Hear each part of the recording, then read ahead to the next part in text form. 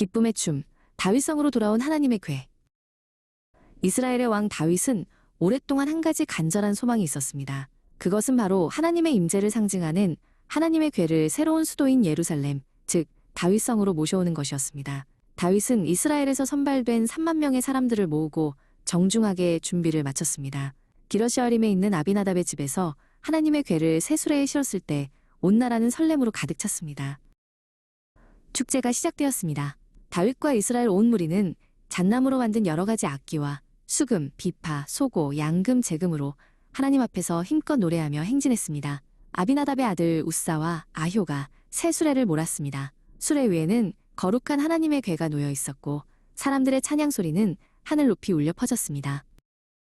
그러나 나곤의 타작마당에 이르렀을 때 갑자기 소들이 날뛰기 시작했습니다. 수레가 크게 흔들리자 곁에 있던 우사는 궤가 떨어질까봐 급히 손을 뻗어 궤를 붙들었습니다. 그 순간 하나님의 진노가 임했습니다. 거룩한 궤를 함부로 만진 우사는 그 자리에서 쓰러져 숨을 거두고 말았습니다. 순식간에 축제는 멈추었고 깊은 정적이 흘렀습니다.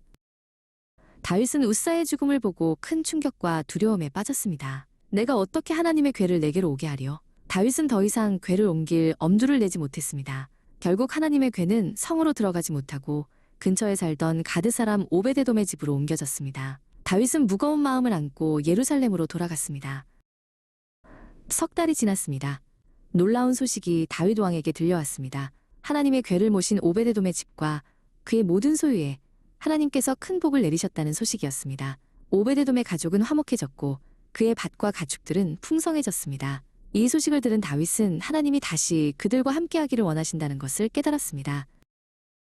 다윗은 이번에 하나님의 법을 엄격히 따르기로 했습니다. 수레에 싣는 대신 레위 사람들이 어깨에 직접 채를 메고 하나님의 궤를 운반하게 했습니다. 다윗은 화려한 왕복 대신 겸손한 배 에봇을 입었습니다.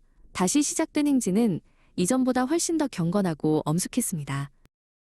하나님의 궤를 맨 사람들이 6걸음을 옮겼을 때 다윗은 행진을 멈추게 했습니다.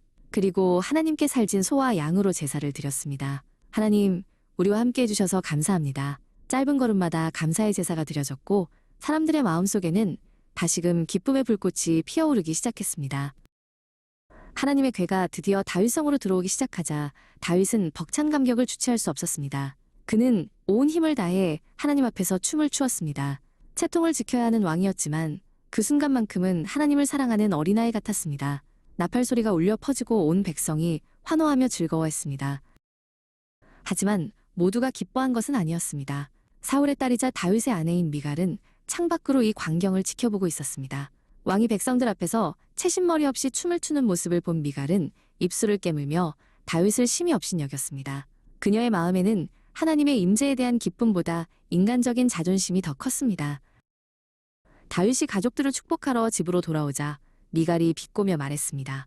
이스라엘 왕이 오늘 얼마나 영화로우신지 방탕한 자가 염치 없이 몸을 드러내는 것 같았나이다. 그러자 다윗이 당당하게 대답했습니다. 이는 하나님 앞에서 한 것이라. 내가 이보다 더 낮아져서 스스로 천하게 보일지라도 하나님 앞에서는 높임을 받으리라. 다윗은 사람의 눈보다 하나님의 기쁨을 더 소중히 여겼습니다.